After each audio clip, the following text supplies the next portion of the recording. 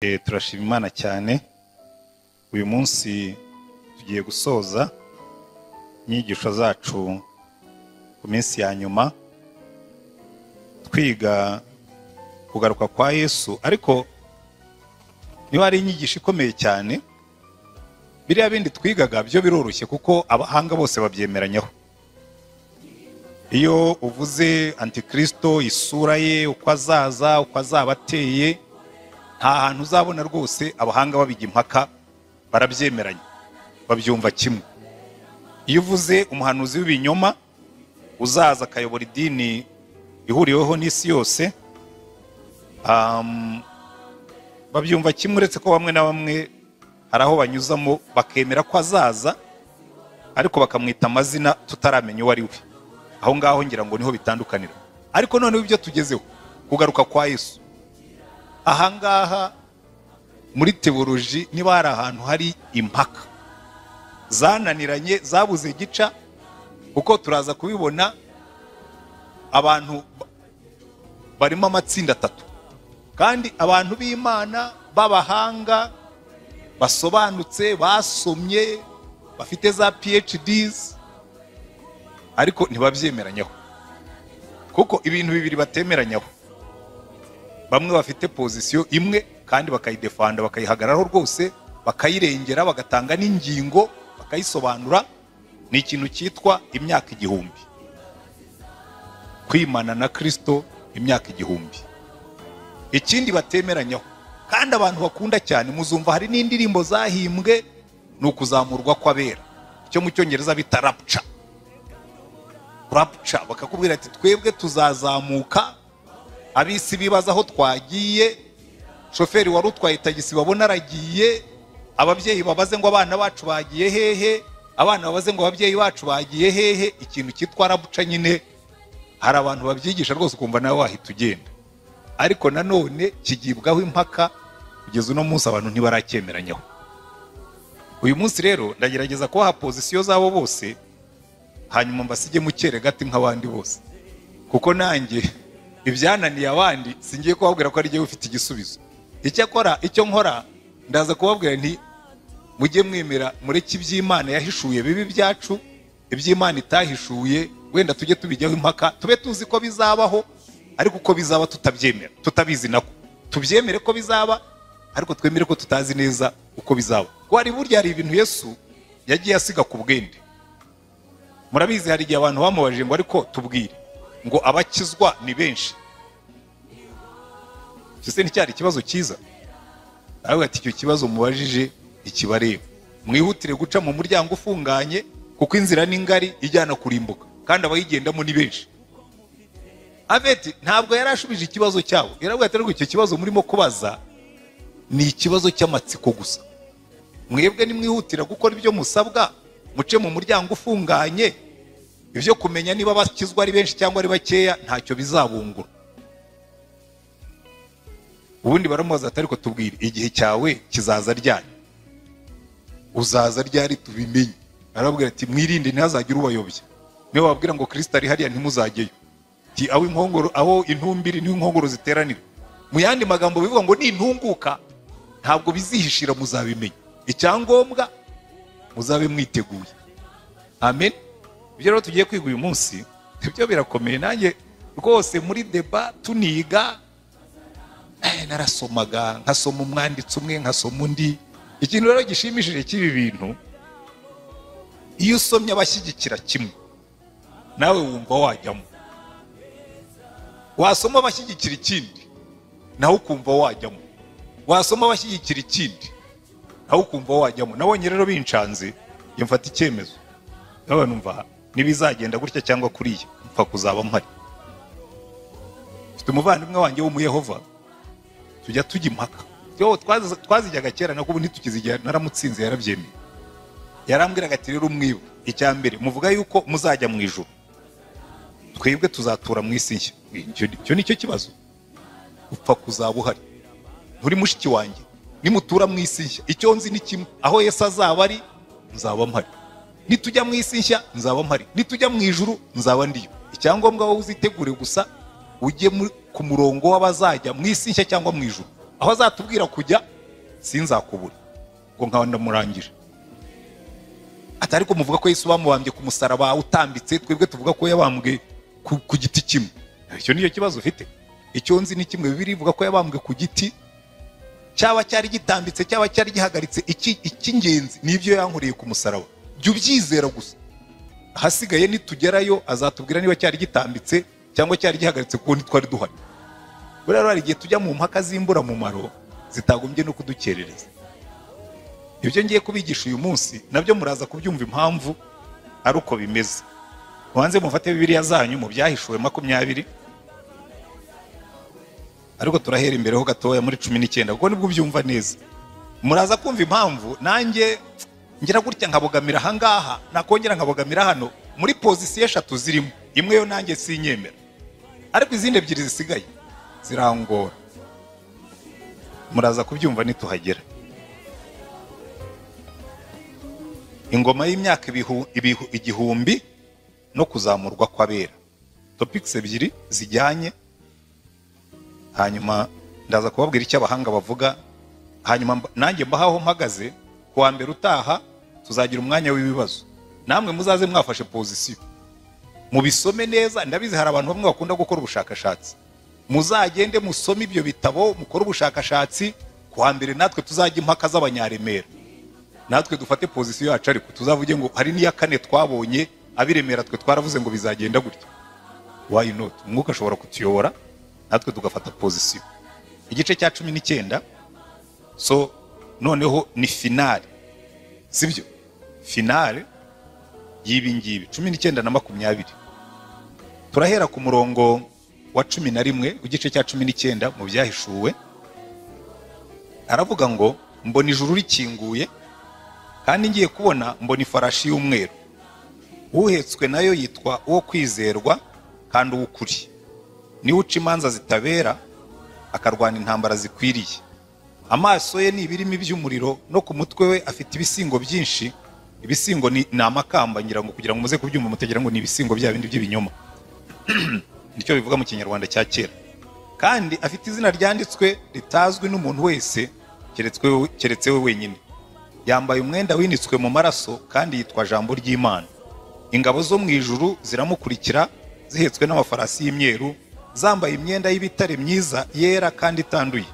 Mu kanwa ke havamo inkota ityaye, kugira ngo ayikubite amahanga, ayaragize inkoni y'icyuma. Yengesha ibirenge bye mu muvure w'inkazi w'umujinya w'Imana ishobora byose. Kandi ku mwenda we no ku kibero cye afite izina ryanditsweho ngo umwami w'abami n'umutware utwara abatware. Mbona marayika ahagaze mu zuba, arangurura ijwi, abwira ibisiga byose bigurukira mu kirere ati, nimuze muteranire kurya ibyo kurya byinshi Imana ibagaburira. Murya intumbi z'abami n'iz'abatware b'ingabo n'iz'abushobozi n'iz'amafarasi n'iz'abahekwa nayo n'iz'abantu bose, ab'umudendezo n'ab'imbata, aboroheje n'abakomeye. Nuko mbona ya nyamaswa n'abami bo mu isi n'ingabo zabo bakoraniye kurwanya uhetswe na ya farasi n'ingabo ze. Iyo nyamaswa ifatwa mpiri na wa muhanuzi w'ibinyoma wakoreraga ibimenyetso imbere yayo, akabiyobesha abashyizweho ikimenyetso cya ya nyamaswa n'abaramya igishushanyo cyayo, nawe afatanwa nayo. Bombi bajugunywa mu nyanja yaka umuriro n'amazuku ari bazima. Abasigaye bicishwa inkota ivuye mu kanwa kuhetswe na ya farasi. Ibisiga byose bihaga intumbi zabo. Mbona marayika amanuka ava mu ijuru, afite urufunguzo rufungura ikuzimu, afite n'umunyururu munini mu ntoki ze. Afata cya kiyoka, aricyo ya nzoka ya kera, ariyo mwanzi na Satani, akibohera kugira ngo kimare imyaka 1000, akijugunya ikuzimu, arahakinga, ashyiraho ikimenyetso gifatanya kugira ngo kitongera kuyobya amahanga kugeza aho iyo myaka 1000 izashirira. Icyakora nishira gikwiriye kubohorerwa kugira ngo kimare ikindi gihe gito. Mbona intebe z'ubwami, mbona bazicaraho bahabwa ubucamanza. Kandi mbona imyuka y'abaciwe ibihanga babahora guhamya kwa Yesu n'ijambo ry'Imana, aribo bataramije ya nyamaswa cyangwa igishushanyo cyayo, kandi batashyizweho ikimenyetso cyayo. Barazuka bimana na Kristo imyaka 1000. Uwo ni wo muzuko wa mbere. Abapfuye basigaye ntibazuka iyo myaka 1000 itarashira. ufite umugabane wo kuzuka kwa mbere arahirwa kandi ni uwera. Urupfu rwa kabiri ntirubasha kugira icyo rutwara abameze batyo, ahubwo bazaba abatambyi b'Imana na Kristo kandi bazimana nayo iyo myaka 1000. Iyo myaka 1000 nishira, Satani azabohorwa ava aho yarabohewe, azasohoka ajye kuyobya amahanga yo mu mfuruka enye z'isi, Gogi na Magogi, kugira ngo yakoranirize intambara. Umubare wabo ni nk'umusenyi wo ku nyanja. Bazazamuka bakwira isi yose, bagota amahema y'ingabo z'abera n'umurwa ukundwa. Umuriro uzamanuka uva mu ijuru batwike, kandi Satani wabayobyaga ajugunywe muri ya nyanja yaka umuriro n'amazuku irimo ya nyamaswa n'abamuhanuzi b'ibinyoma. Bazababazwa ku manywa na nijoro iteka ryose. Mbona intebe y'ubwami nini yera, mbona niyicayeho, isi n'ijuru bihunga mu maso hayo, ahabyo ntihaba hakiboneka. Mbona abapfuye, abakomeye n'aboroheje bahagaze imbere y'iyo ntebe, nuko ibitabo birabumburwa, kandi n'ikindi gitabo kirabumburwa, ari cyo gitabo cy'ubugingo. Abapfuye bacirwa imanza z'ibyanditswe muri ibyo bitabo zikwiriye ibyo bakoze. Inyanja igarura abapfuye bo muri yo, urupfu n'ikuzimu bigarura abapfuye bo muri byo, bacirwa imanza zikwiriye ibyo umuntu wese yakoze. Urupfu n'ikuzimu bijugunywa muri ya nyanja yaka umuriro. Iyo nyanja yaka umuriro niyo rupfu rwa kabiri. Kandi umuntu wese utabonetse ko yanditswe muri cya gitabo cy'ubugingo ajugunywa muri iyo nyanja yaka umuriro. Amen. Umva aha rero, ibi bice nibyo birimo amayobera matagatifu. Abantu baribaza bati, muri ibi bice tumaze gusoma harimo imizuko ingahe? Urubanza ruzaba ryari? Ese Yesu azagaruka ryari? Ese imyaka 1000 izabaho cyangwa ntizabaho? Ese uko kwimana na Yesu tugategeka isi twimanye nawe, ariko Satani akazaza nyuma akongera akamurwanya, bizabaho cyangwa n'uburyo bwo gushushanya? Aha rero niho abahanga batemeranyaho. Iyi ngoma y'imyaka 1000 abantu pe, urabona hariya ku murongo wa 6 w'igice cya 20 baravuga ngo ufite umugabane wo kuzuka kwa mbere arahirwa kandi ni uwera. Urupfu rwa kabiri ntirubasha kugira icyo rutwara abameze batyo, ahubwo bazaba abatambyi b'Imana na Kristo kandi bazimana nayo iyo myaka 1000. Lo millennium, imyaka 1000 twimanye na Kristo. Kuko no hejuru bari batubwiye ngo Satani yarafashwe ku murongo wa 2, afata cya kiyoka ari cyo yanzoka ya kera, ariyo mwanzi na Satani, akibohera kugira ngo kimare imyaka 1000, akijugunya ikuzimu, arahakinga, ashyiraho n'ikimenyetso gifatanya kugira ngo kitongera kuyobya amahanga kugeza aho iyo myaka 1000 izashirira. Icyakora nishira gikwiriye kubohorwa kugira ngo kimare igihe gito. Aha rero niho amayobera akomeye ari. Bamwe rero bakavuga bati, aha rero niho tubona amatsinda 3. Iyi myaka 1000 isobanurwa ngo iki? Ese koko bizabaho Yesu amanuke aze afata Antikristo na wa muhanuzi w'ibinyoma abakubitisha ijambo rye n'ingabo bari bafite zabarwaniriraga, bari bagose umurwa w'abera, bagose na Yerusalemu umurwa ukundwa, namara kubica afata umuhanuzi w'ibinyoma mushyire mu nyanja yaka umuriro, afate na Antikristo ya nyamaswa imwe yavuye mu nyanja ayishyire mu nyanja yaka umuriro, hanyuma abandi bapfe. Ingabo zabo zo zizapfa, ariko ntabwo tubona bazicira urubanza, sibyo? Hanyuma marayika ukomeye amanuke afate Satani wabayobyaga, amubohe, amushyire mu mworera w'ikuzimu, aboherwe imyaka 1000. Noneho abera abishwe, abatari bishwe sinzi aho bari kuko bo ntibabavuga, ariko ubwo ndibwira ko bazahindurwa nabo bagasanga bariya, niho turaza kubihuza. Niho bavuga ngo hahandi aho Pawulo avuga mu Tesalonike, reka no tubanze tuhasome kugira ngo tujyanire hamwe, kubera ko hariya mumaze kubibona. Aravuga ngo araza ku ifarasi y'igitare aherekejwe n'ingabo zo mu ijuru.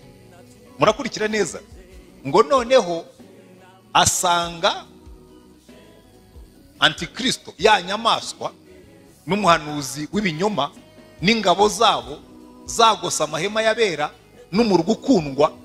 Ngo noneho antikristo ari we ya nyamaswa amufata mpiri, na wa muhanuzi w'ibinyoma amufata mpiri. Ntibatubwira niba bararwanye, aho ngaho ntabwo babidusobanurira. Ngo arabafata ashyira mu nyanja yaka umuriro, sibyo? Ngo abandi abicisha inkota ivuye mu kanwa ke, za ngabo zabo zose zirapfa, sibyo? Niba zahuha zigapfa, niba zavuga ijambo rimwe zigapfa, ntabwo badusobanurira neza, sibyo? Icyo batadusobanurira, babera bari bagoswe ko twabonye abapfuye bahowe izina rye, ngo bahabwa intebe bazicaraho baca n'imanza, abatarashyizweho ikimenyetso cya ya nyamaswa. Aha rero niho abandi bavuga ngo rero ba bandi basigaye bari bagoswe batishwe, nibo Pawulo avuga mu Bahebura nako mu Batesaloniki, urwandiko rwa mbere rw'Abatesaloniki ibice 4. Ndabwira ngo uyu munsi muze gukurikira neza, kuko no kubyigisha ubwabyo ni nko gukora imibare. Nabizi kera umuntu yakoraga imibare, ariko bamwe n'ubu muracyayikora. Kagenda ukamanuka amaforumire, umuntu akajya ku kibaho akababwira ati rero buriya siniso kare plus cosiniso kare egare 1, agatangira akakubwira ukuntu biza guhinduka rimwe, akabimanuka wowe bireba umeze nk'imbwa iri mu isoko. Yaza buriya za tangente na za cotangente na za sinus babikuyemo bati, kagucanga. Ubu rero abanyamibare bahita babyumva nyine, akakubwira ati bigenda gutya bikagenda gutya. Nibi rero iyo wicaye ukabitekereza, ugerageza kubyiyumvisha, ukiyumvisha Kristo amanutse ari ku ifarasi y'igitare, kwita ko ryanditseho umutware w'abatware, umwami w'abami, n'ingabo ze zimuri inyuma. Hanyuma kaza, ntibatubwira niba antikristo yararwanye, niba yaragerageje kurasa udusasu dukeya, cyangwa se nta kundi intwaro ze zose bari bazambuye ubutware. Ngo araza amufata mpiri ashyira mu nyanja yaka umuriro, afata n'umuhanuzi w'ibinyoma ashyira mu nyanja yaka umuriro. Abari babaherekeje bose bicwa ngo n'ijambo rivuye n'inkota ivuye mu kanwa ke, kadaveri. None bakatubwira ngo noneho abari barapfuye batashyizweho ikimenyetso cy'aya nyamaswa barazutse bimanye nawe. Ukibaza abatari bapfuye bo ko batabatubwiye. Aha rero niho bamwe baravuga ngo Pawulo yaravuze ngo, mwahageze Abatesaloniki 4 guhera ku murongo wa 10, Abatesaloniki ba mbere igice cya 4, Abatesaloniki ba mbere igice cya 4 umurongo wa 13, ngo ariko bene data ntidushaka ko mutamenya iby'abasinziriye, mutababara nka babandi badafite ibyiringiro. Ubwo twemeye yuko Yesu yapfuye akazuka, aba ariko twizera yuko Imana izazanana na Yesu abasinziriye muri we. Iki nicyo tubabwira, tubibwirijwe n'ijambo ry'umwami wacu, yuko twebwe abazaba bakiriho basigaye kugeza ku kuza k'umwami tutazabanziriza na hato abasinziriye. Kuko umwami ubwe azaza amanutse ava mu ijuru, aranguruye ijwi rirenga hamwe n'ijwi rya marayika ukomeye n'impanda y'Imana, nuko abapfiriye muri Kristo nibo bazabanza kuzuka, maze natwe abazaba bakiriho basigaye duhereye ko tujyananwe nabo tuzamuwe mu bicu gusanganirira umwami mu kirere. Nuko rero tuzabana n'umwami iteka ryose, nuko mumaranisha imibabaro kubwirana ayo magambo. Iki gice rero nacyo umva uko bamwe bagisobanura, baravuga ngo iyi rapture, uku kuzamuka, ngo twebwe tuzazamuka tujye kubana na Kristo iyo myaka 1000 tuyimare mu ijuru, abo mu isi basigare bibaza aho twagiye.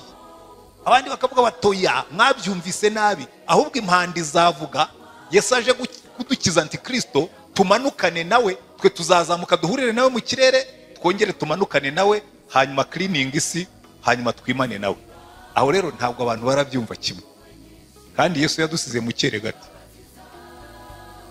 Mwebwe murumva bizagenda bite? Tuzazamuka tujye mu ijuru twimane nawe imyaka 1000, abo mu isi basigare mu kaga.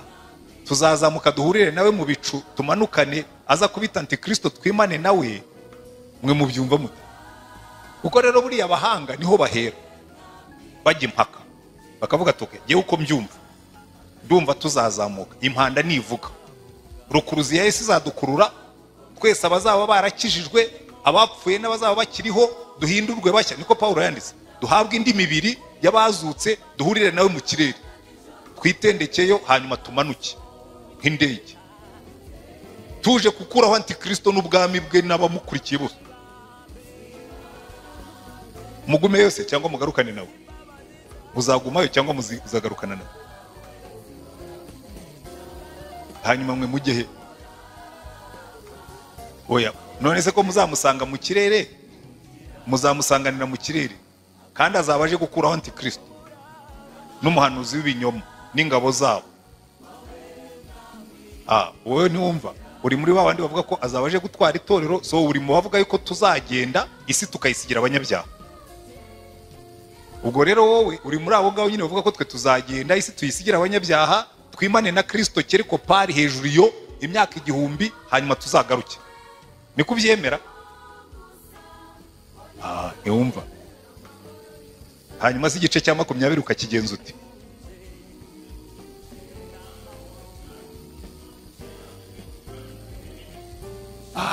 Wowe uri murajya imbere. Reka tubanze twumvikane ko ahubwo twemeranye tuzaba twaragiye cyangwa tuzaba twagarutse. Kubera ko iyo usomye igice gikurikiyeho, sinababwiye izi rero nizo mpaka z'abahanga. Barakubwira ati rero, bamwe baratangira bakakubwira toya mwe mubyumva nabi, tuzazamuka. Paulo yavuze ngo umva, ngo twebwe siko bimeze, ngo umwami ubwe azaza amanutse. Wumva, azaza amanutse ava mu ijuru, aranguruye ijwi rirenga hamwe n'ijwi rya marayika ukomeye n'impanda y'Imana. Abapfiriye muri Kristo babanze bazuke. Abari barapfuye bose ibituro byabo mubone turazamutse. Cyangwa bazaba bakiriho, ye sinzi aho nzaba niba nzaba narapfuye cyangwa nzaba nkiriho. Nuko abapfiriye muri Kristo nibo bazabanza kuzuka. Natwe abazaba bakiriho basigaye duhere ko tujyananwe nabo, tuzamuwe mu bicu gusanganira umwami mu kirere. Okay, tuzamusanganira mu kirere tugaruke, kuko we azaba amanutse. Tuzajya kumusanganira tumanuke cyangwa tuzajya kumusanganira tuzamuke?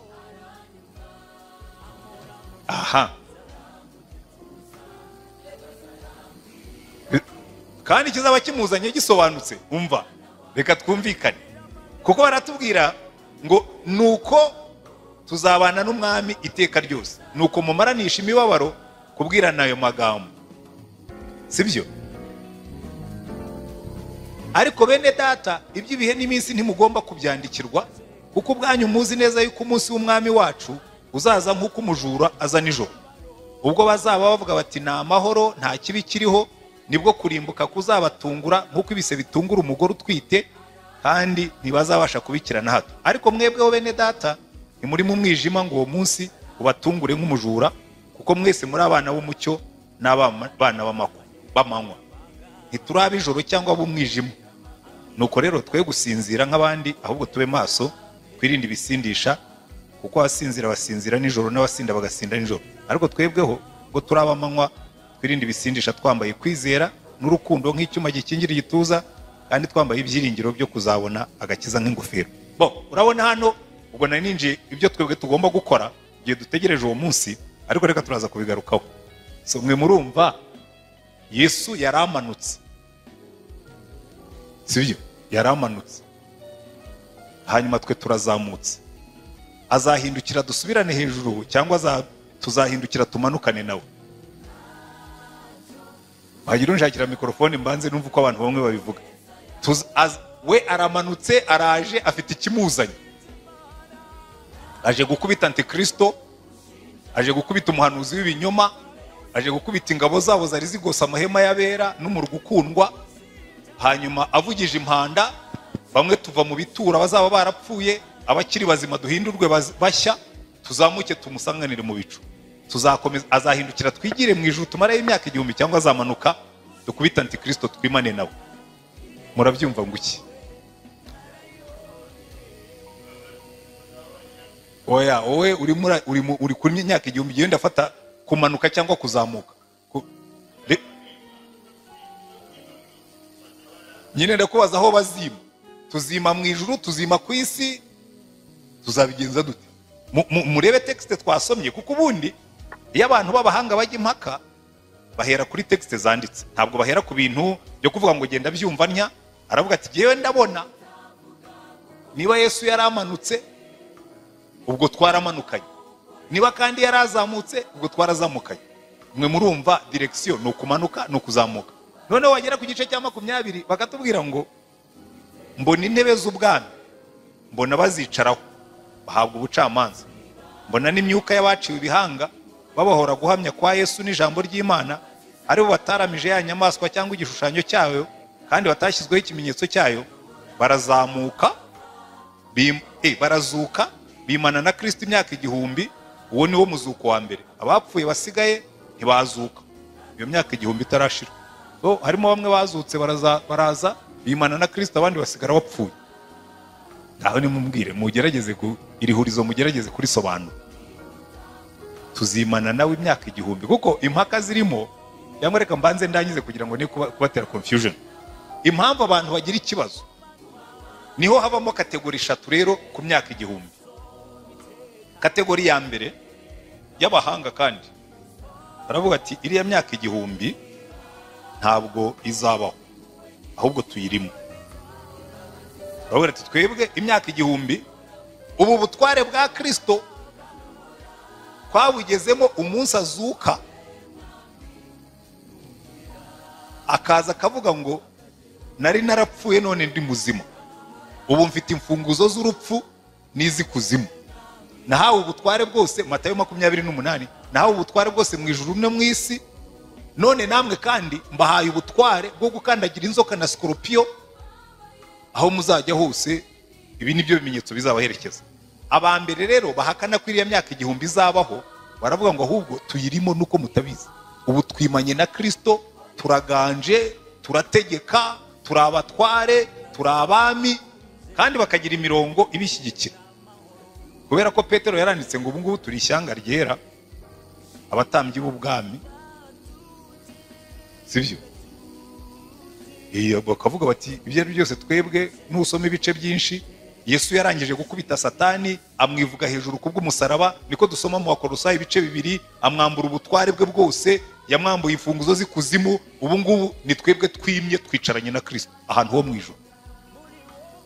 Abo ngabo rero babita aba amilenariste, nabahakana yuko Yesu azaza tukicarana ku isi ategeka imyaka 1000 nyuma Satani akazagaruka. Kuko abahamya imyaka 1000 bavuga ko Yesu azaza akicara i Yerusalemu ikaba kapitali y'isi, agategeka isi yose, amahanga yose akajya azamuka akajya i Yerusalemu kuramya, ariko natwe twicaye duca imanza iwacu cyangwa ahandi azaba yadushyize. Ese nk'uko ubona bashyiraho bantuza ba guverineri na ba meya na ba executive b'imirenge muri guverinoma ya Yesu, tukaba dufite teritwari dutegeka, tukimana nawe tugategeka amahanga.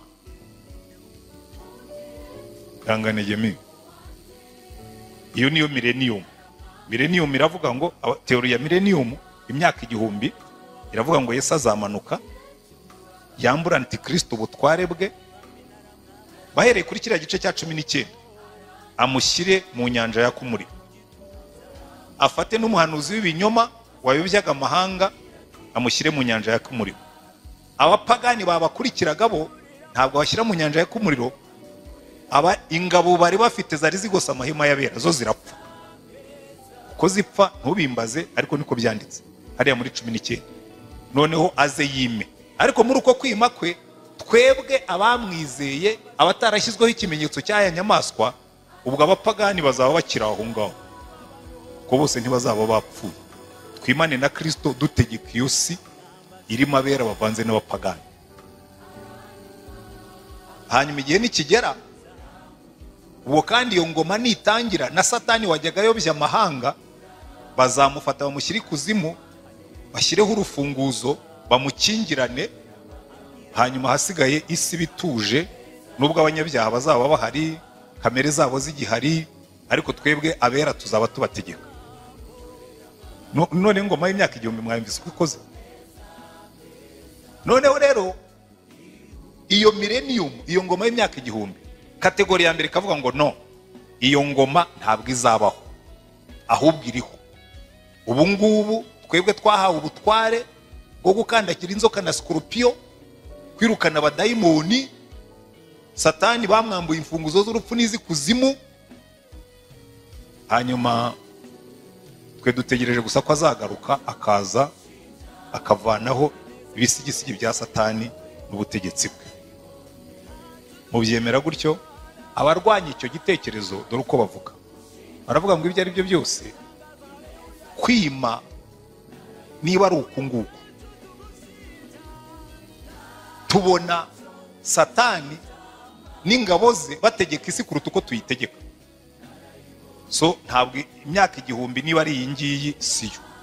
Cyane cyane yuko iyo wongeyeho iby'abahanuzi nka ba Yesaya bari barahanuye yuko icyo gihe kizaba igihe cy'amahoro, intare izarisha ibyatsi hamwe n'inyana, umwana azakina n'impiri. Murebe muri Yesaya igice cya 11 n'ibindi bice byo muri Yesaya, bakavuga toya iyi ngoma ntabwo ariyo.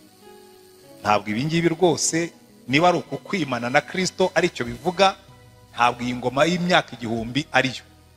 Biriya wabazaga Cezari imyaka igihumbi uko bayisobanura, baravuga ngo ubundi muri ntuza y'Imana, cyane cyane ukurikije Apocalypse, buriya igitabo cy'ibyahishuwe, imyaka igihumbi gusa ni igihe kirekire.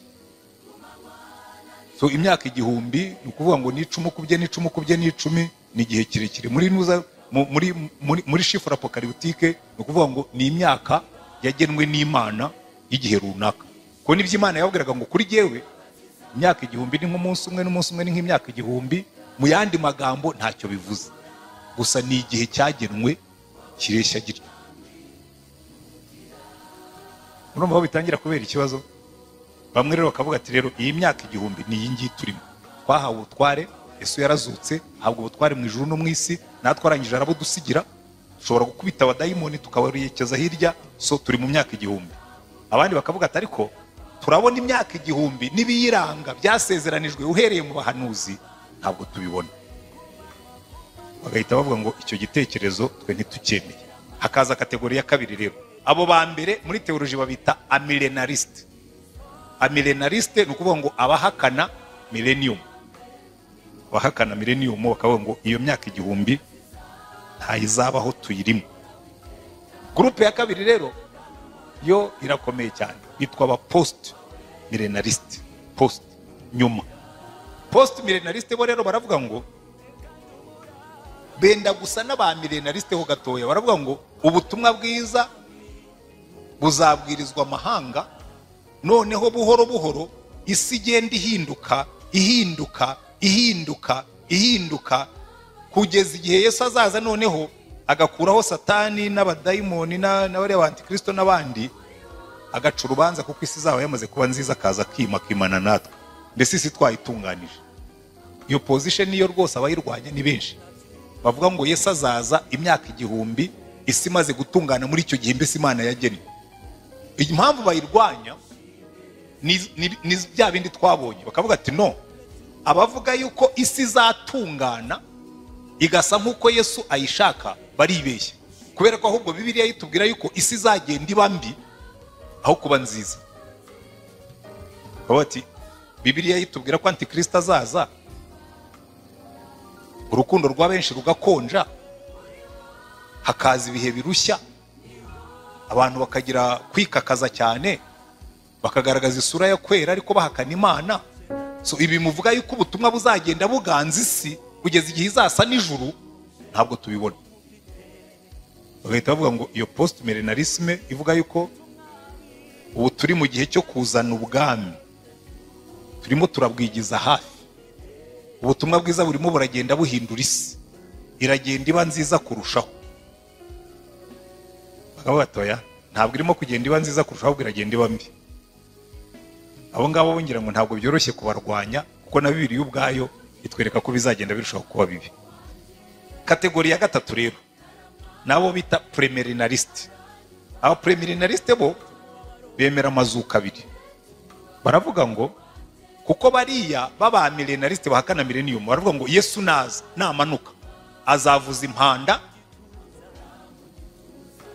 abapfuye bose bazuki, abakizwa n'abadakizwa, nkuko babivuga muri Daniel. Bamwe bazukire gucirwa urubanza bajye mu muriro utazima, abandi bimane na Kristo bibe birangiye. Kuri bo hazabaho umuzuko umwe. Abangaba bandi bashingiye kuri kiriya gice cya 19 n'icya 20 habamo imizuko ibiri. Kubera iki? Kristo amanutse hariya twabonye muri 19 ngo abapfuye bahowe izina rye bazazuka bimane nawe, ngo ariko abandi be kuzuka. Noneho bime imyaka 1000. Satani ari hehe? Afungiye hahandi kuzimu nkuko twabonye aho marayika yamufungiye. Noneho imyaka 1000 nijya kurangira ngo Satani bamurekure aze yongere ayobye amahanga, ndetse hahagurukemo ingabo nyinshi ziza kurwanya ubwami bwa Kristo. Bamwe rero bakavuga atari ko se niko bizagenda. Bo aho bashingira ngo bavuga ibyo ngibyo ni za texte zo mu bahanuzi nyine. Yesaya 11, Zekariya 14 bavuga ngo icyo gihe hazabaho igihe cy'amahoro, hazabaho igihe cy'umudendezo, kandi umwami wo mu muryango wa Dawidi yimye ingoma. Bakavuga ati rero azima koko bizabaho.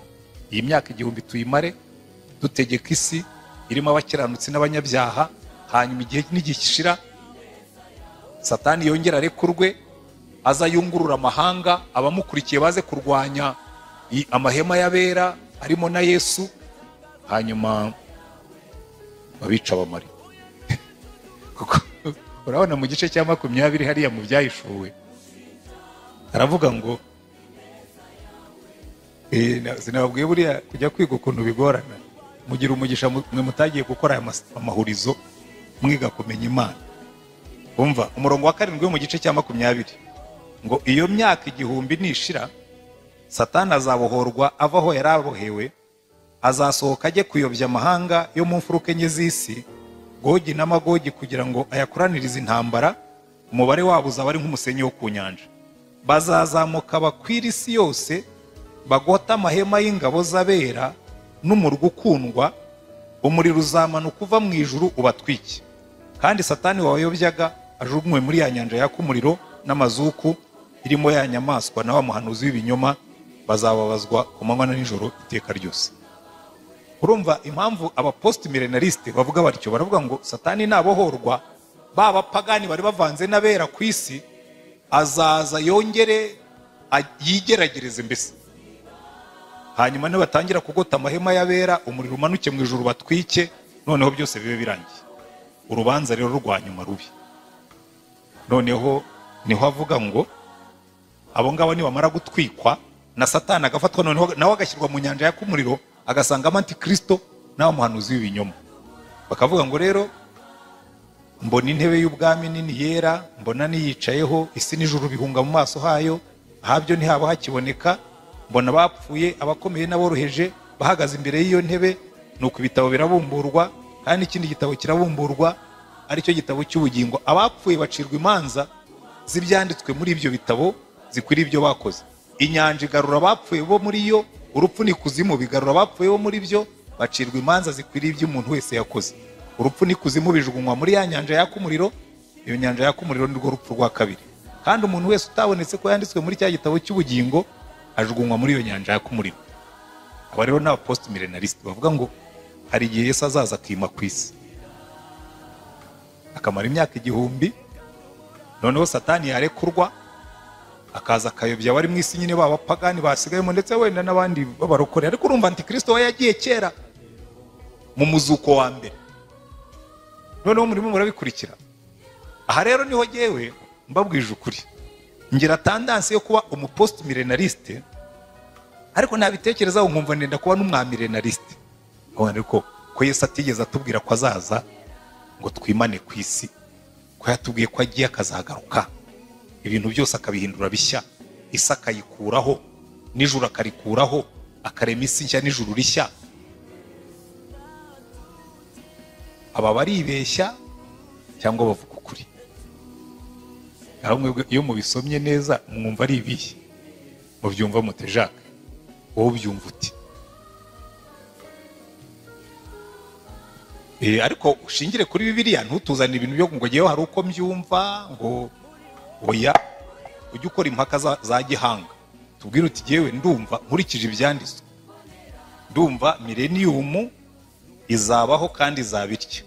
iyo nkurikije Bibiliya ikintu bivugaho, Yesu yabwiye abigishwa be, ndagiye ngiye kubategura aho muzaba, babwira ngo mu rugo kwa data hari amazu menshi, iyo badahari mba mbibabwiye.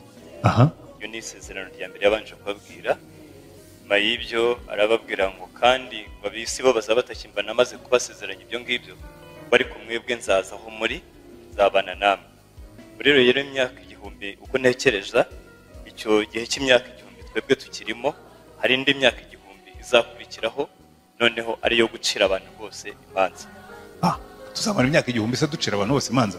Oya, bizagenda bite? Uko njye mbyumva, bitewe nuko yabwiraga abigishwa be ngo ab'isi bo bazaba batakimbona, igihe arimo kugenda basezerera, arimo kubabwira ngo ndagiye, ngo ariko nzabahereza umufasha, ngo nzabana namwe nubwo ab'isi bo bazaba batakimbona. Icyo gihe rero cyo Yesu yamaze kugenda agiye mu ijuru, yagarutse aturana n'abantu mu buryo bwo mu mwuka. Donc ubwo we ubaye umwamilenariste, uravuga yuko ubu Yesu ari kumwe natwe imyaka 1000. Hari indi tape rero ya kabiri, hanyuma noneho kugiye kuba n'umupost milenariste rero ugiye kuvanga ngaho oya banza urangize. Iyo tape ya kabiri ryo uko nyumva, ni etape ya kabiri ya nyuma Yesu nagaruka, ariyo ariko rupfu rwa kabiri uzabaho, nibwo abacungwe bose bazimana na Kristo. Kuko muri icyo gihe cyo kuvuga ngo nzagaruka mbajyane ngo yabamaza iyo mu rugo kwa data atari amazu, babe babwiye. Ariko muri iyo myaka 1000 yose nirangira, Yesu azagaruka nanone, abantu bose bamubone, ndetse n'abazaba batarakoze ibyo gukiranuka bamubone. Noneho niho hazabaho gucirwaho imanza kw'abantu bose bo mu isi. Noneho habeho bamwe bazajugunywa mu nyanja, bandi bakajugunywa mu muriro utazima, bitewe n'icyo gihe tuzaba turimo. Okay, wowe ubwo nakumvise uri umwamilenariste. So kuri wowe Yesu yarazamutse atubwira ko azabana natwe kubw'umwuka wera, hanyuma igihe nikigera azagaruka, hanyuma abantu bose bazuke, abakomeye n'aboroheje bacirwa imanza, bamwe bajugunywe mu nyanja yaka umuriro, hanyuma twebwe abasigaye twimane na Kristo. So ubwo uri umwamilenariste. Ingoma y'imyaka 1000 yo kwimana na Kristo, atuye Yerusalemu, atembera isi yose, akajya aza tukamuramya, natwe tukajya tujyayo, turi ba meya, turi ba executive b'imirenge, turi ba guverineri, mbese twarimanye nawe, natwe dutegeka isi, wowe ntabwo uyemera. Ubyumva ukundi kinini.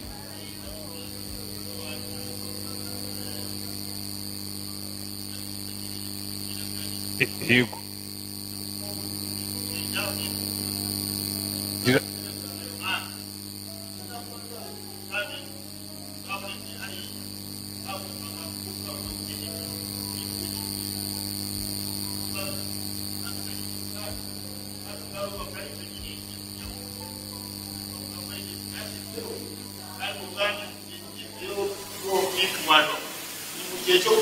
Turi kumana ibyuma bivanze n'ibumba.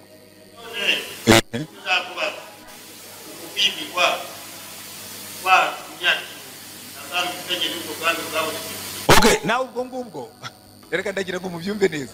Urumva impamvu abahanga bajya impaka bikageraho bigacanga. Urumva Daniel yeretswe icyo gishushanyo cyerekana umutwe wari ubwami bwa Babuloni bw'izahabu, hanyuma igituza cy'ifeza bwari ubwami bw'Abamede n'Abaperesi, hanyuma hepfo ari amaguru y'ibyuma bwari ubwami bw'Abaroma, biriya birenge by'ibumba n'ubwami bwa Antikristo. Ibyo byuvuga nibyo. Hanyuma iryo buye rizaza rikabikubita byose bigakurwaho, bigasimburwa n'ubwami. Ahubwo we urenda kuba umumilenariste, umupost milenariste, uvuga yuko ubwami bw'isi Yesu azaza bukureho ingoma y'ikwira isi yose, hanyuma twimane nawe tuyitegeka. Exactly. Wowe urumva nibyo nenda kugusobanurira. Icyo gihe urumva wowe uriya we yari yatujyanye mu mwuka, akavuga ko ubu ngubu nyine ubwami tubufite. Wowe ibyo uvuga buriya bwami bw'Abakarudaya cyangwa bw'Ababuloni bwasimbuwe n'ubw'Abamede n'Abaperesi, gusimburwa n'ubw'Abagiriki, gusimburwa n'ubw'Abaroma, haza ayo manavanze y'ibyuma. bwa antikristo azakubitwa n'iryo buye rimenagura, noneho hakavamo ubwami bundi bugakwira isi yose, sibyo? Urumva ni ubwami politike butegeka, ntabwo ari bya bintu byo mu mwuka. Uranyumva neza? Ubwo rero nawe urenda kujya mu murongo w'aba post millenariste bavuga ngo iriya myaka igihumbi izabaho, ubwami bwose bwo mu isi Yesu abukureho, yimane n'abera, ingoma zihabwa abera nyine dutegeke. Ni kubyumva cyangwa se kubyumva? Yesu w'ikindi ntaga marika wamanutse nanone agira ate?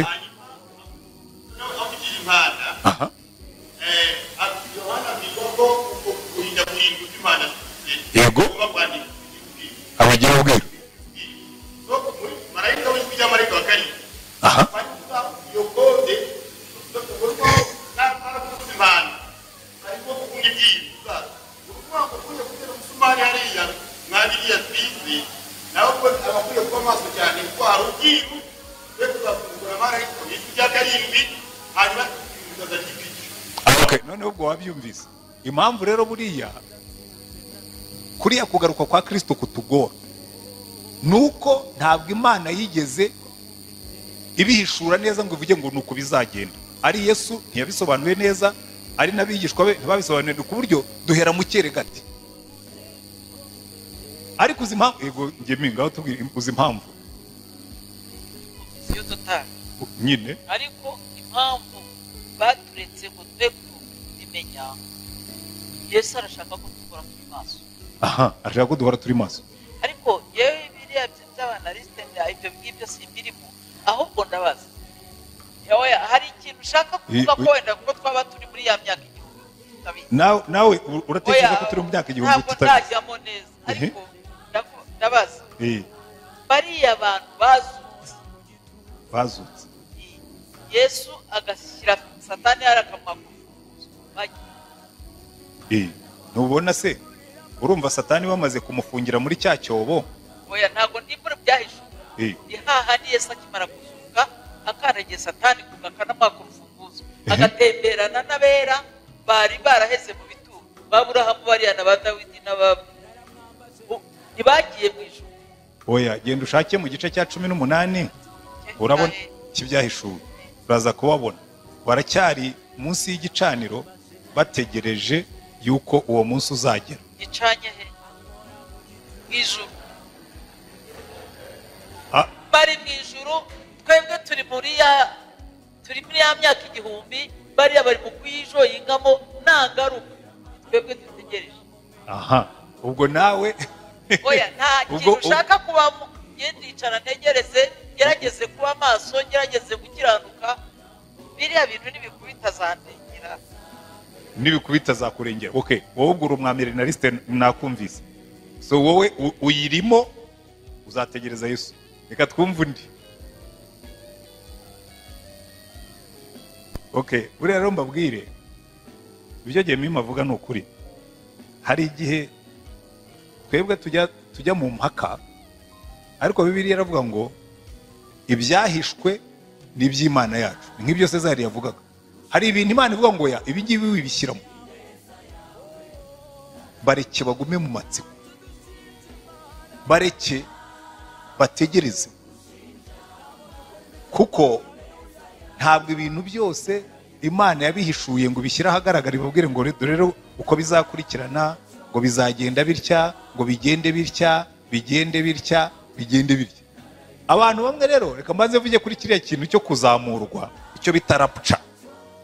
Rapture rero iyo abateolojiye benshi nayo bayijyaho impaka, bamwe barayemera bakavuga ati rapture, kuzamurwa, bavuga hariya mu Batesaloniki kuzabaho, kuko Yesu nabona abantu be bagiye kwicwa, abona bamerewe nabi, azavuza impanda abazamura. Abandi bateolojiye bakavuga ngo iriya ni teori y'abanyabwoba, bumva ko Imana idashobora kwemera ko intore zayo zitotezwa, zicwa. Ariko jewe ntabwo yonge nyemera, kubera ko biriya byo kuvuga ngo Yesu azabanza tuzamure ngo aduhungishe ngo abantu basigare bibaza aho twagiye, nta handi hantu bibona muri Bibiliya. Kandi na Paulo nawe yandika yavuze ko umwami naza azavuza impanda tukamusanganira. Ntabwo yigeze avuga yuko azatujyana kuduhisha. oya, ntabwo Pawulo yari muri abo bavuga ko tugomba kujya kwihisha. Yavuga ati gusa mwebwe ntimucike intege, ntimwihebe, kuko umwami wacu azaza. Navuze impanda tuzayumva, ntawe izatungura, gusa izaza nk'umujura. Ntabwo azatubwira umunsi bizabera. Buriya nibyo Sezari yavugaga,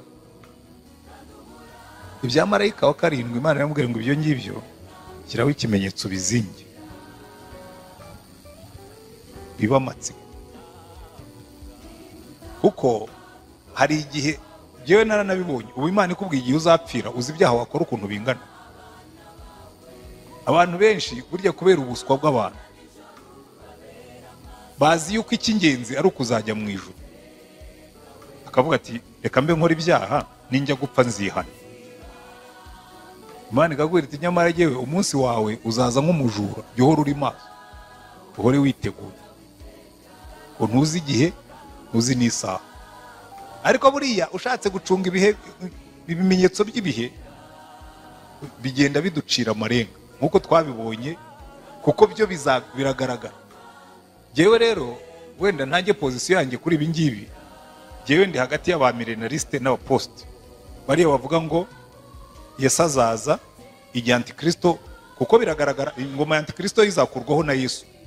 N'abayisilamu niko babyemera, natwe niko tubyemera nk'abakristo. Burya no mu Korowani bemera yuko ubwo bwami bwa Antikristo buzakurwaho na Yesu. Nahoze nganira na imamu, sinzi ibyo twaganiraga hano, twari twagiye mu bukwe. Arambwira ati rega burya niba agiye ukuntu bamwita uwo mwami wowe, arambwira ati rega burya natwe turabyemera, ati kandi Isa niwe uzamukuraho, ngo nabo barabyemera ko Yesu ari ufite ijambo rya nyuma. Ariko iyo ndebye ndavuga nti ariko buriya Yesu azaza twimane hano twarahinduwe ukundi, dufite imibiri irabagirana, turabera, twiriranwa n'abapagani, bizakunda.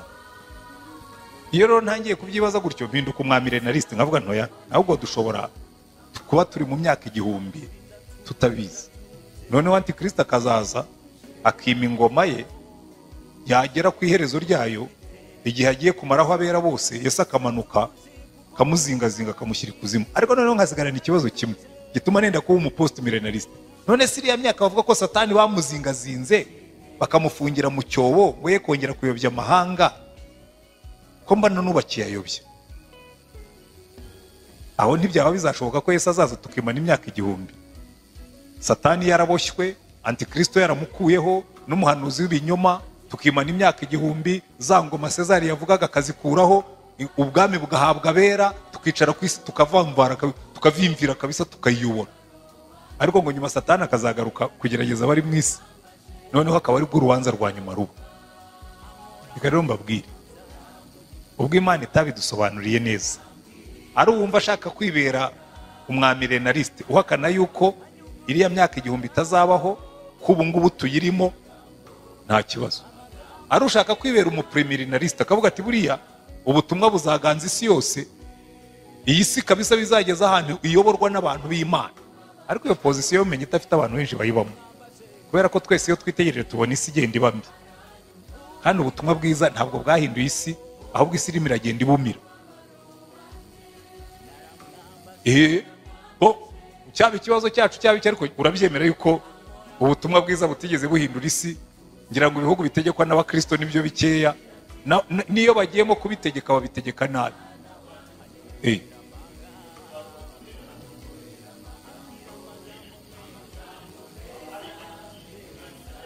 Ahubwo nicyo ngicyo ni ya teori yarabuca yo kuzamurwa. Niyo mpamvu abateolojiye bamwe bavuga ngo abangaba bavuga yuko abera bazaba bagiye, abangaba ni abanyabwoba batinya kuzatotezwa, akavuga reka twiremere akanzu katurema umutima ko Antikristo naza Yesu azabibona atangiye kugira nabi, twebwe akatujyana. Avuga ngiye byo simbyemera. Icyambere Yesu dukorera yabambwe ku musaraba. Intumwa ze ba Petero na ba Paulo babaciye amajosi, babamanika ku misaraba, abandi barabatwika mu mavuta, abandi baratwika mu miriro. Mwebwe ku Imana izababuza kubabana. Buriya rero kubera ko twe tuba mu isi y'abanyabwoba, uzi ukuntu ariko abantu batinya kubabana. Abagore bamwe muri kino gihe bagiye kubyara bagomba kubatera ibinya kugira ngo batumve umubabaro. Abandi bakavuga ati reka da sinshaka kwicwa n'ibisi, munkorere cesarienne akana mugateruremo, sinshaka kubabara. Aho ngabo rero niba developa teori yuko niwabona bitangiye gukomera Yesu azaza akabaremera agacu bazamukiramo bakareka. None se antikrist exactement ibyo uvuga nibyo? Antikrist azica abande n'ibitorero rizaba ryagiye. Ariya mahema y'abera azagota azayakura he kandi abera baragiye? Iriya ni teori y'abanyabwoba. Yego, enda mikrofone kugira ngo n'abandi bakumve. Uti ni ukuvuga ngo ibi bintu umuntu aramutse abitekereje cyane, ubona kenshi ari naho havamo abantu birirwa babwiriza mu nzira, bakagenda babwiriza mu mamodoka. Ubitekereje cyane ukabiha umwanya wo kubitekereza cyane, byagutesha n'umurongo rurimo. Maze iminsi ntekereza se ko Imana yari ibizi neza ko nitwohereza Satani mu isi azatumira nabi, akatugusha, akatumira nabi. Ubwo akaba yari afite ubushobozi bwo kumuhamisha ahantu cyangwa se akamushyira ahandi hantu habi hashoboka, agakomeza kwiberaho neza. None numvise n'ikindi kintu ntari nazi, ngo azafungwa imyaka 1000 ariko kongera agafungurwa. Aramufungura none kuza kugaruka. icyo ni ikibazo.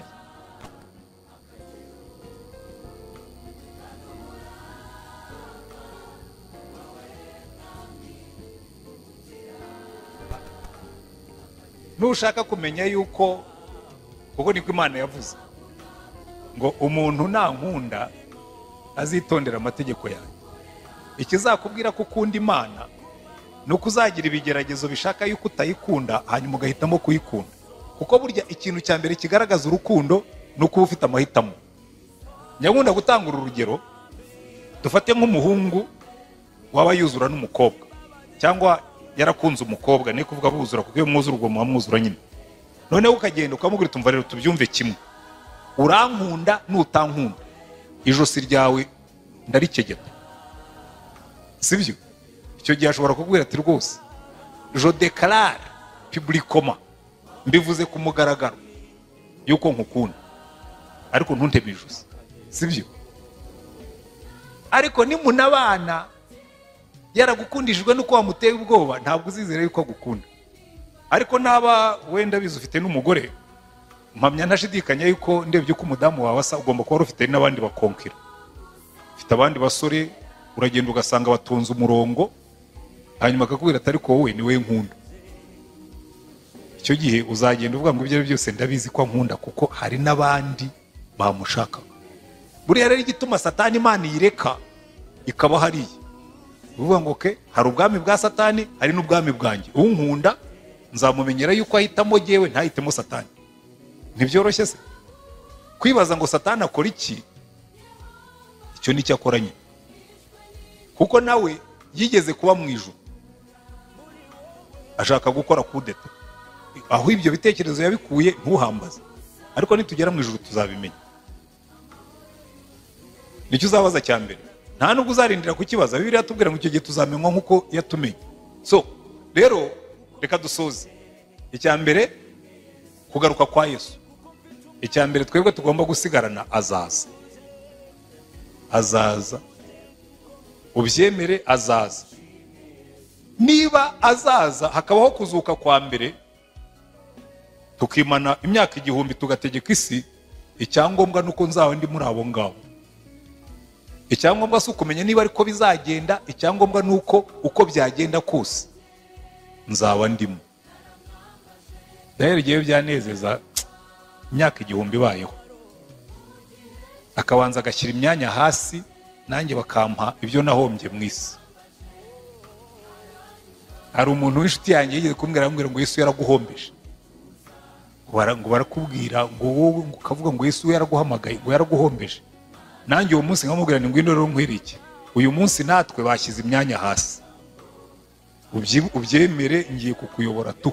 Ariko ubwo ni uburyo bwo kwivugira, kuko icyangombwa nuko tuzaba ahantu urupfu ruzaba rutagihari, tukaba ahantu nta ntambara zizaba zigihari, tukaba ahantu nta mibabaro izaba igihari, tukaba ahantu nta bugome, nta rwango, ntaki. Iyo myaka 1000 niza tukimana na Kristo, rwose wenda uzarinda imiryango y'ijuru ariko uzaba nako y'ubwami ariko uzaba uhari, sicyo cyangombwa. Wenda bazaguha umweyo ukubure ariko uzaba uhari. Nushaka ikamba uzaze nkwihera iryanjye, ndabizi nzaba ndifite, uzaze nkwihera iryanjye umpe umweyo njye nkubura. Nzabwira Yesu numva rero uyu muntu yashakaga ikamba ariko ntiyarikoreye, none mwiherera iryanjye ndamuruhura njye nkubura, pfa kuzaba ndiyo gusa. Sibyo? Kuko buriya nicyo kintu twagombye gutekereza. Kuko reka ndangirize kuri aya magambo. Hano baratubwira ngo mbona intebe y'ubwami nini yera mbona niyicayeho, isi n'ijuru bihunga mu maso hayo, ahabyo ntihaba hakiboneka. Iyi si turiho yo izakurwaho. Ririya buye rinini ntabwo rizakubita ubwami bw'isi gusa, uzakubita n'ibiyiriho byose byose. Ngo bazayizinga, Petero aravuga ngo bazayizinga nk'uko umuntu azinga ibipapuro. Avuga ngo ibi ngibi mushyire muri puberi, mushyire mu muriro, mutwike kuko iyi si yaranduye, kandi koko muyirebye iranduye.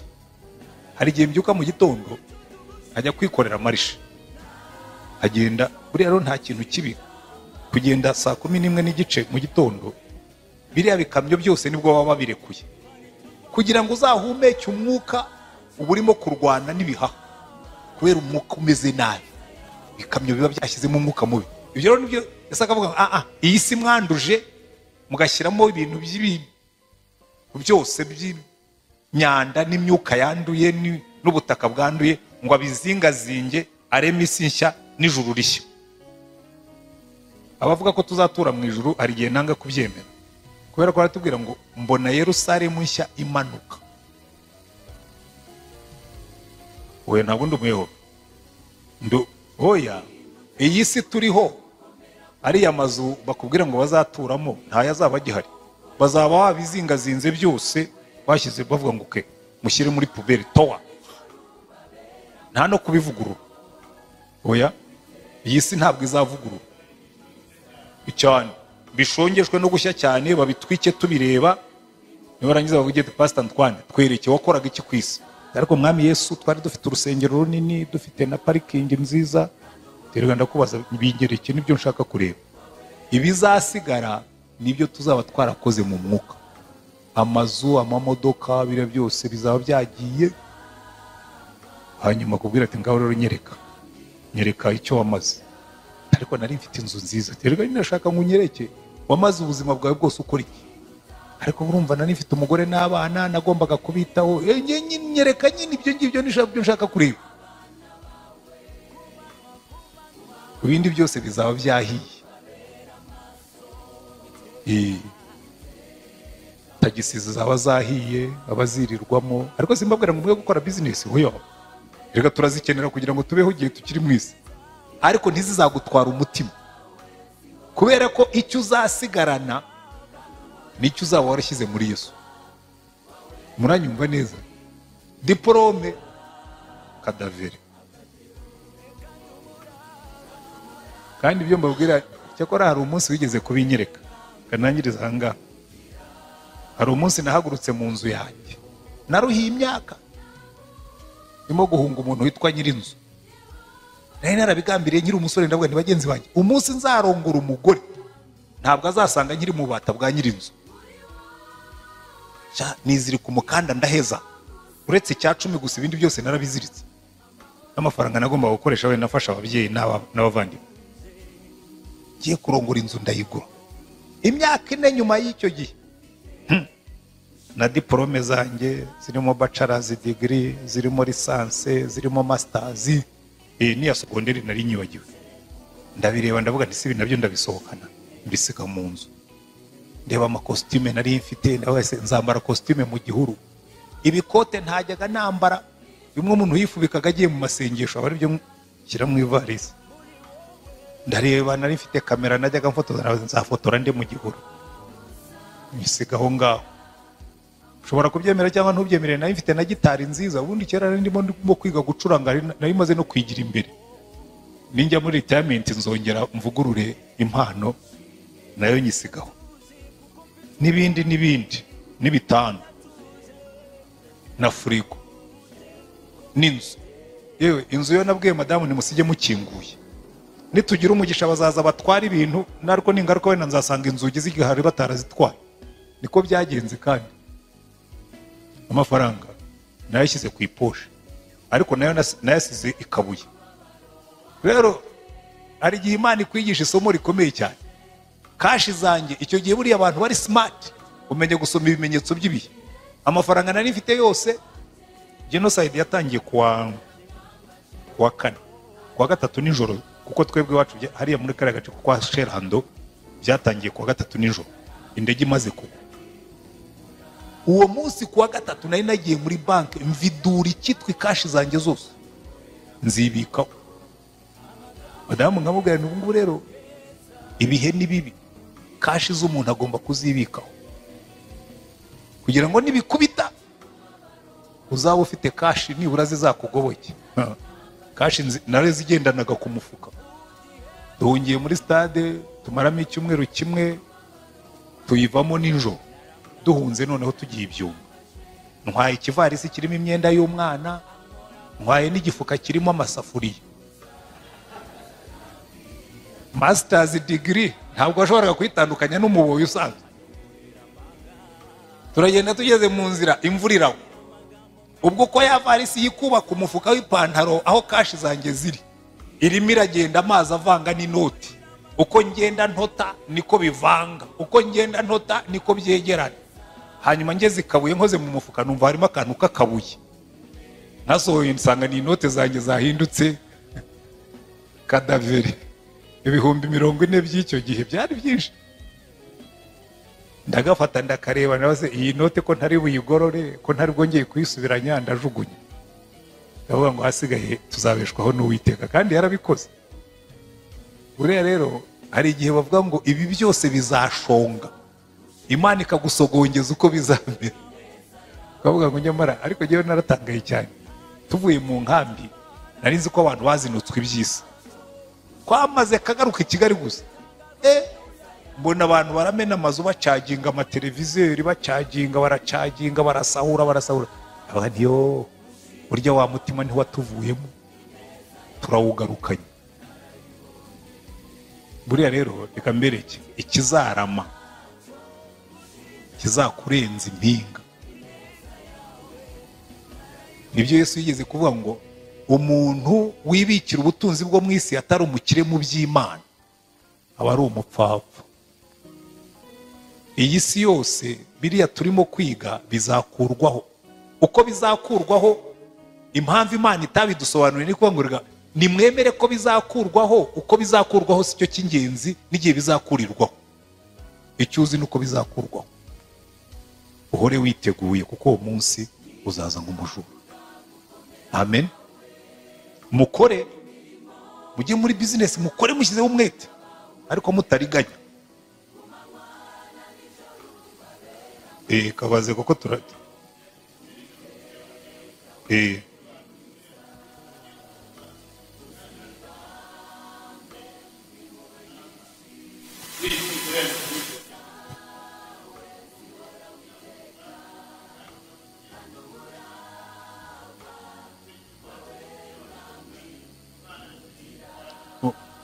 Uzi impamvu? Nuko nabo bahanuzi babiri muri icyo gice cya 11 kirangira bavuga ngo ya nyamaswa ihabwa kubarwanya, irabatsinda, irabica, intumbi zabo izanika ku gasozi, ngo bamara iminsi bohererezanya impano, ngo bishimira ko babandi bababuzaga gusinzira bapfuye. Ngo barongera ijwi rihamagara, barazamuka. Urabizi kuzuka ko tuzazuka, ariko ntibivuze ko bazatubabaza. Ba Petero barababambye, ba Paulo barababambye, ba Yohana barabatwitse babajyana ni Patimo bashaje. Hanuze uko yarangije iminsi ye ya nyuma. Abo Kristo bo muri Aziya, uzasome, abakunda gusoma muzasome igitabo cyitwa The Heavenly Man. Avuga ukuntu bamujyanye muri gereza, bakajya bamutwikisha amashanyarazi, bakamushinguramo inzara bakoresheje amapensi, kuzafata akamashini kakagukurura urwara rukavamo.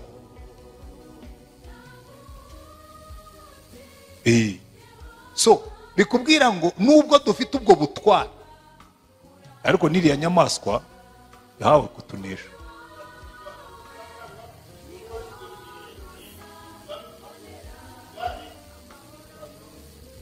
reka twihangane, jyewe Imana izabikore narahavuye. Uretse ko n'ibinahansanga sinzava muri Yesu, kuko buriya reka mbabwire ikintu kimwe, ubona icyo ndangirijeho ndimo ndaproronja, kandi buriya hari ikintu kimwe nasobanukiwe: ntimugatinye icyago kitari cyaza. Nimukigeramo Imana izabaha imbaraga zo kukinesha. Interahamwe zahagaze imbere y'irembo ryanjye ku itariki ya 7 z'ukwa 4 1994. Ubu rero ku bwa kamere yanjye ubundi ntabwo mvegeye, muzabone ntuje ngo mugire ngo ubundi nikomeze. Ndabona sasa abangaba ngiye gufata umuhoro, ndasohoka muri speed, ntememo nka babiri, ndangize mfe ariko mfe nk'umugabo.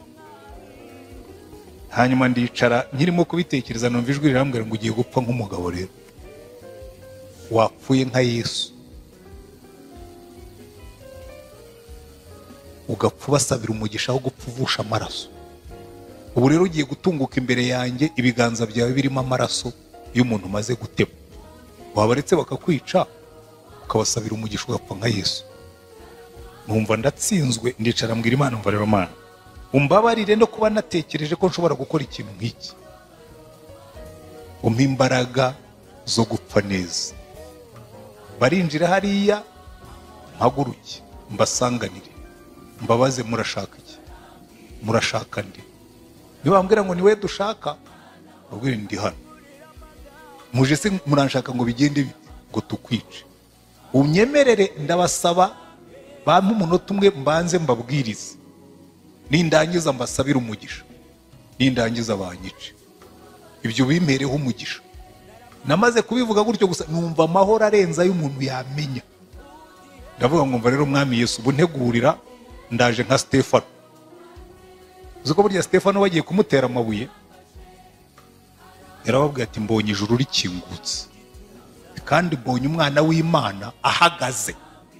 Bikubwira ngo ubundi Bibiliya iratubwira ngo Yesu aba yicaye iburyo bw'Imana Data, ariko Stefano bagiye kumutera amabuye ngo yabonye Yesu ahagaze iburyo bw'Imana. Yari yamaze guhaguruka avuga ati Stefano waramwohereje, ngiye kumusanganira ku muryango. Rero naricaye niyimagina, bwira Yesu numva rero untegereze ndaje kandi unyakire. Ntegereza ko baza noneho nkapfa nk'umukiranutsi.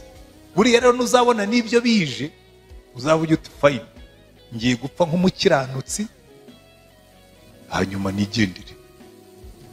Gusa namaze gusenga iryo sengesho, amahoro amaze kuza. Burya rero igihe urupfu rugusuhuza, ukabwira ngo bye, ngo ntabwo ari we narinje gutwara gusa, nari ndimo kukwibutsa ko ndiho. Numva imbundi iravuze, numva interahamwe zose ngo ni inyenzi sha, bagiye biruka, sinongeye kuzibona ukundi nk'ababa Nyegiputa bo mu gitabo cyo kuva. Icyo rero nenda kubabwira, ntimuzagira ubwoba bwa Antikristo. Nimugera imbere ye, Imana izabaha imbaraga n'izo gupfa. Ariko ikibazo dufite ni naho ndangirije, biroroshye gupfira Imana n'undi mwitozo kubaho ku bwayo. Berega burya Satani mwebwe hari ikintu mutazi. Bakubwiye ngo bagiye kukwica, byakorohera cyane kwemera gupfa mu izina rya Yesu, ariko birakugoye kubaho muri ino si uri umusore ugeragezwa n'imitingito y'umubiri gusa.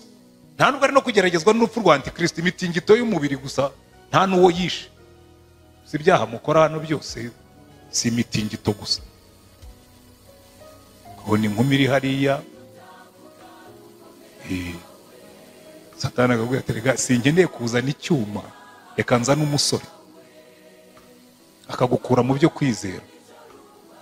Urumva nyine uriya musore mwiza yaraje ankura mu byo kwizera. Sawa, ngo mutegereje ko Antikristo ari uzabica. Amahoro y'isi yonyine niyo azabatwara. Uriya ntabwo muzi yuko amahoro agusha abakristo kuruta intambara no gutotezwa. Reka dusoze. Hari igitabo abakunda gusoma, muzasoma igitabo cyitwa Screwtape.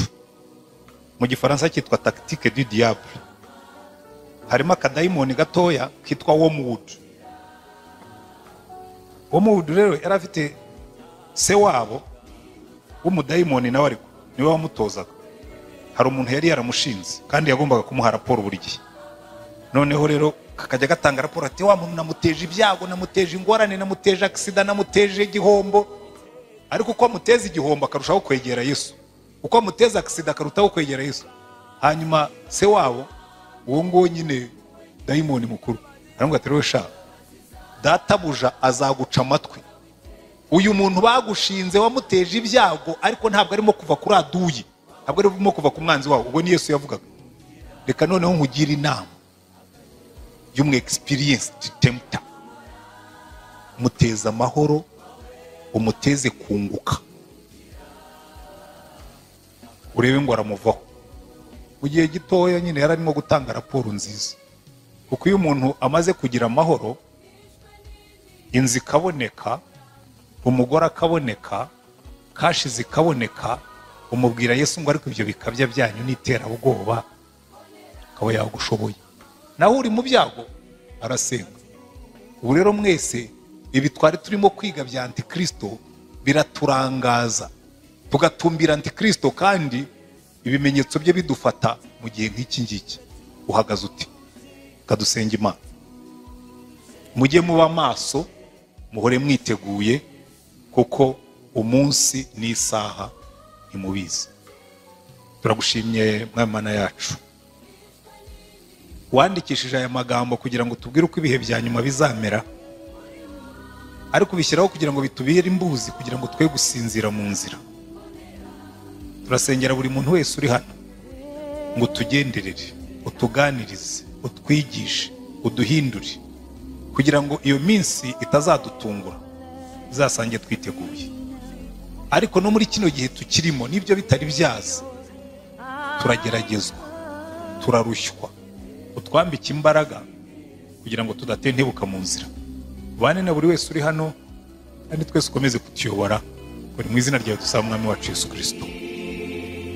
Kuwa mbere utaha uzaba ari umunsi w'ibibazo, kuko iri somo ubu turarishoje.